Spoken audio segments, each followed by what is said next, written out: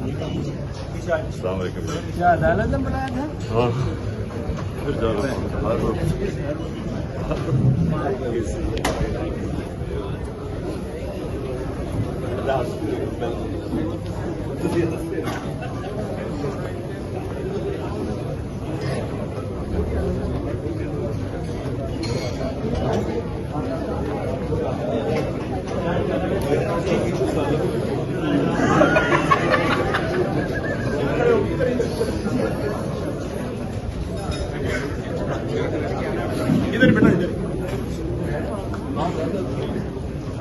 بسم اللہ الرحمن الرحیم.